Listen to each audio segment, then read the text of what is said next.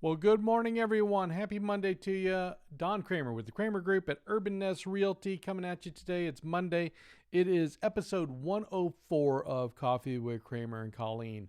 My partner, Colleen Schaefer, sends her best today. She's out and about doing a little real estate thing, catching up here on the week.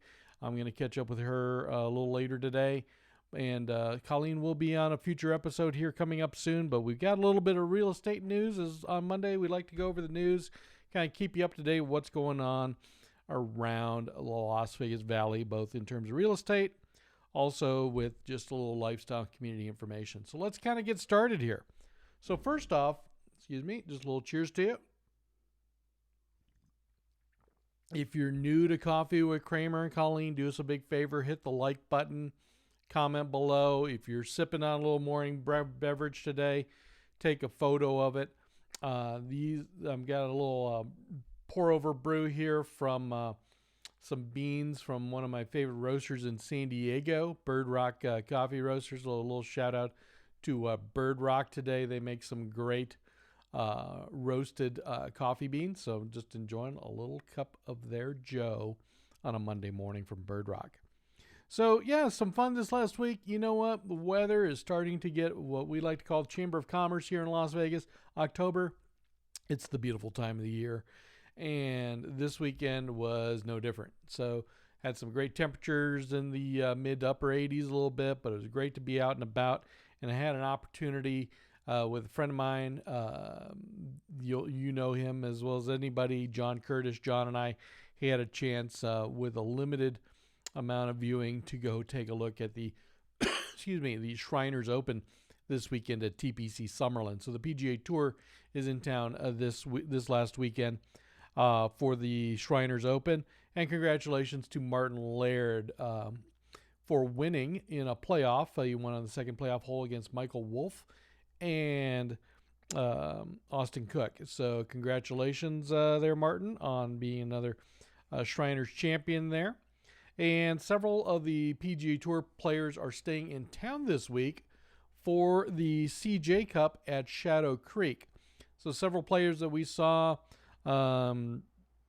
including Michael Wolff himself, Sergio Garcia, a couple others, are going to be complimented with several, and Ricky Fowler, who didn't make the cut this weekend. But several of those players that were in town for the Shriners are going to be augmented for this 78-player field event. So coming into town, looks like Brooks Koepka, Dustin Johnson, Rory McIlroy, John Rahm, Jordan Spieth, Justin Thomas, Bubba Watson, and several other great players. So many of the top 50 players will be here also this weekend for the CJ Cup, which is normally held in South Korea. It's part of the swing that they do when they go to Japan, South Korea, and China. But because of COVID and such, they're keeping it local. And so it's exciting to have the PGA Tour here for 2 weeks in a row.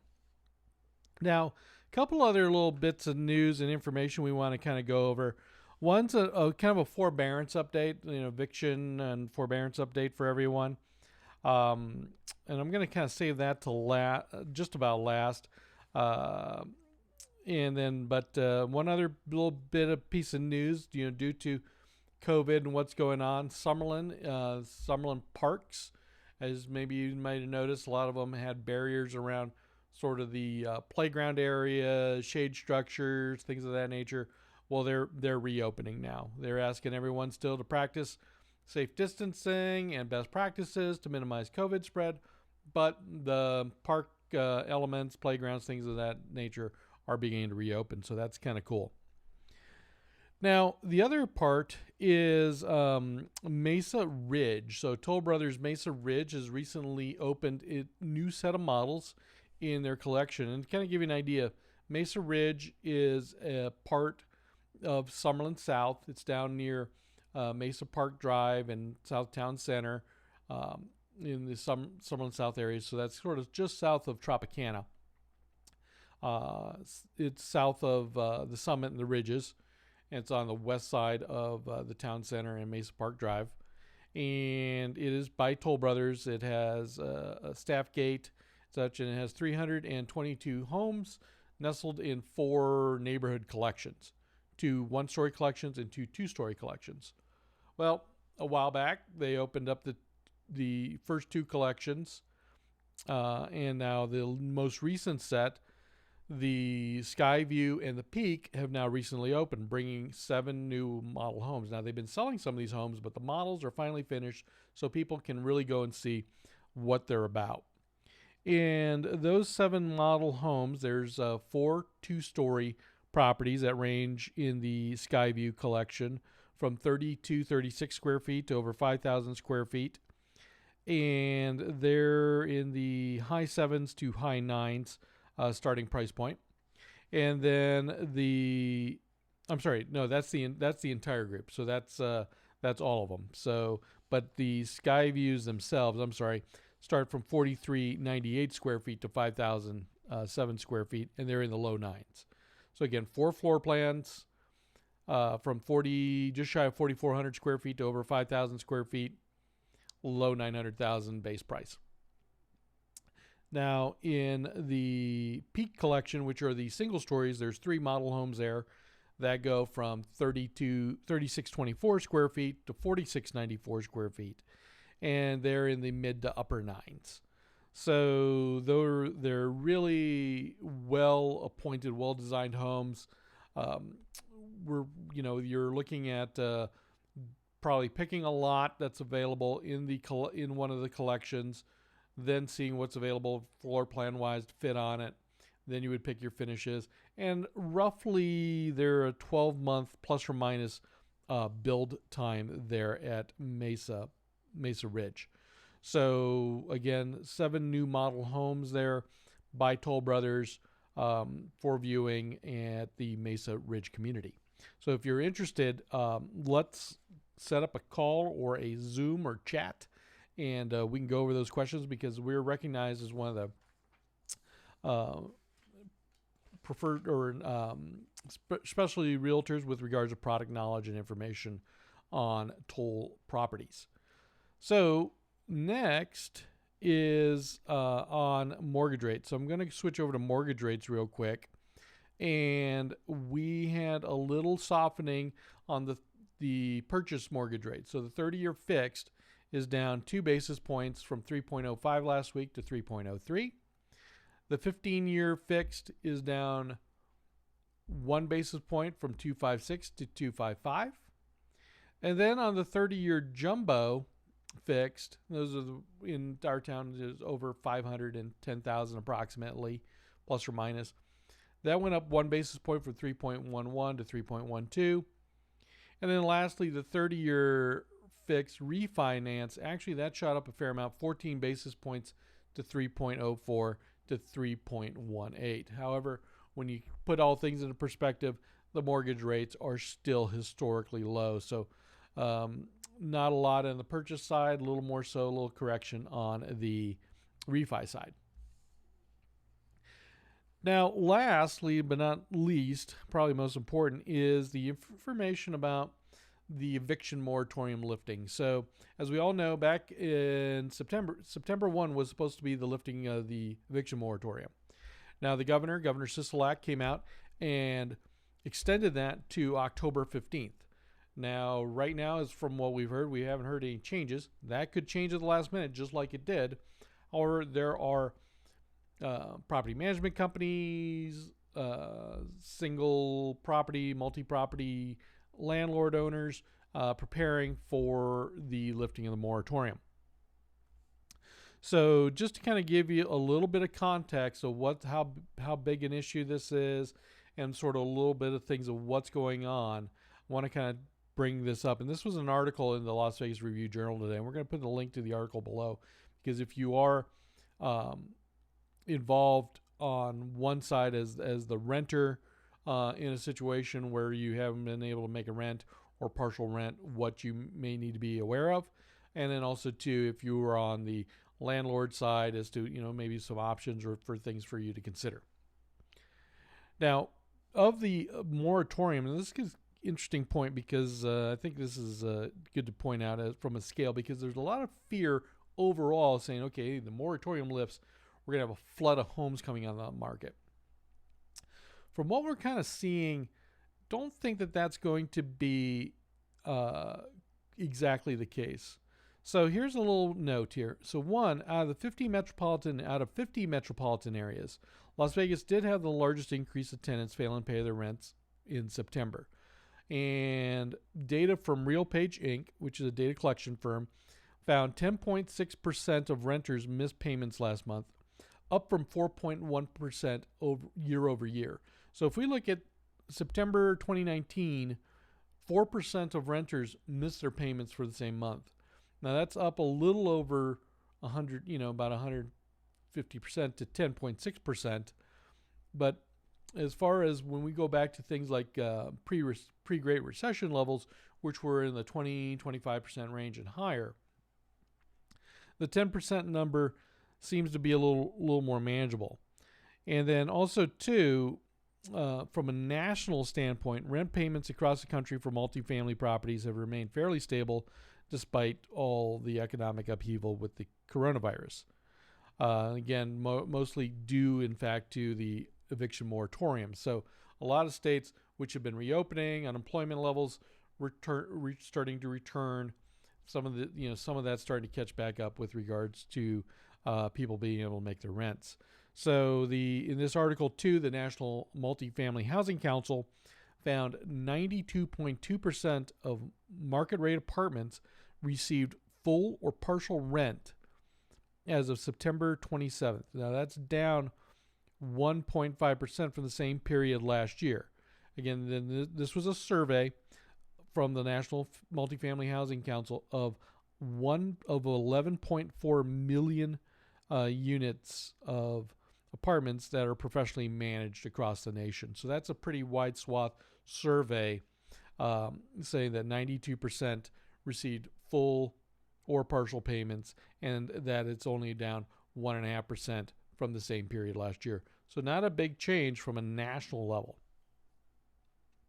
Now, if you're in the situation where you're not able to make your rent payments, unfortunately, there's a couple things to be aware of. One is, depending on your landlord situation, who is the landlord of the property. In a lot of cases, if you're part of a management company, if they're with a management company, or you're in a condo set, things of that nature that are many units, dozens, hundreds units and up manage, they're outside of the eviction. There may be a situation where they may send the balance owed off to collections. So let's say you missed May, June, July, 3 months at $1,000 a month, $3,000. Well, the landlord may send that off to collections, as they would do in many other cases. So they may be sending these off in mass. So that's something to be aware of. You don't just, some people may be just walking away from the unit, from the property, doesn't necessarily mean that the property owner may not send that off to collections. Now, that's going to be how you choose to deal with that collections issue. Well, that's kind of up to you, but it's something to really be aware of. The other thing too is, if you're still in the property, you may be working through some level of mediation. So you may be looking through some level of mediation, one, to stay in the place, and two, if because of the hardship, being laid off, furloughed, something of that nature, where you aren't able to make your rent payments, be put into some type of program where there's some recovery there. And in the situation where somebody may only have a couple of rental properties, or a handful, may not have a management company, they may not go to collections, but they may process through small claims court, again working to recover those lost funds. Now, there are some other groups, some large property groups, for example, like the Kalita Group, which owns the Elysian brand of apartments, luxury apartments throughout. They are doing a program where, okay, if you had some situations from April to August, from April 1 through August 31, they have a forgiveness program where you would sign a lease extension for a certain number of months. So they're looking to say, okay, well, can we have you still stay in the property if you're still making payments? extend yourself for a bit, and then do some level of recovery. And Kalita said it would not increase the tenant's rent. Now, it doesn't necessarily, in this article, does not necessarily answer and say, well, what about the balance owed? Is it just forgiven? And maybe that's part of this point here. But they are doing various types of programs to keep people on board and renting in their places. Now, Kalita's Eric Cohen, their managing director, also noted that delinquencies across their property lines have only slightly risen, and delinquency rate in April was 1%, in May it was 2%, and in June it was 3.5%. And even with the unemployment rates of where they're at, they feel pretty comfortable with where they're at on their delinquency rates, and are working with their renters to follow through. So from a renter side, again, a tenant side, you need to understand where you're at, because just because if you weren't able to make those payments and there's a balance owed, doesn't necessarily mean that they're going to be discharged, because they may be sent off to collections, they may be sent off to small claims court. From a landlord side, you also have some options. Then there's the situation with regards to people still staying in place, and there's, with the eviction moratorium supposedly being lifted, this was also buying a bit of extra time to put in resources to process these claims vis-a-vis a mediation process that's in addition to the court system. So those are some of the things to be highlighted of with regards to the eviction moratorium coming up. I'm sure we're going to be talking about that some more as we get a little closer, and then as we cross the threshold, if evictions start taking place in October 15th. But we kind of wanted to bring that up to everybody as to what that's looking like. Now, the rest of this week, we have some great topics. Tomorrow, we're going to be doing our September recap. So we've got a lot of great news to cover there on the housing market as to what happened in September, and kind of our thoughts for the rest of October, and probably going into the election. And then Wednesday is our normal weekly recap. So we're kind of just tracking what's going on through the month of October. And then Thursday, a good friend of our team, James Donahue, with Iron Kettle Clothing and Embroidery, is going to be joining us, because he's going to talk about some of their new options and online programs for both designing and doing embroidery type of items for businesses and such. So that'll be on Thursday. So if you have any questions for us about today's episode, definitely do us a big favor. We're going to put those in the comments. Below. We'll get back to you on them. Also, too, we're going to put these links from these articles we talked about today in the comments below as well. So on behalf of Colleen Schaefer, my partner, I'm Don Cramer. Cheers to you out there today. We form the Cramer Group at Urban Nest Realty here in Las Vegas. If you have any questions about buying, selling, or investing in Las Vegas real estate, do us a big favor, give us a call, shoot us an email, reach out to us, direct message. We'd love to be able to answer those questions for you, because more now than ever, your real estate experience matters. So thanks again for tuning in to today's Coffee with Cramer. I appreciate it. Have a wonderful day. Take care. Bye-bye.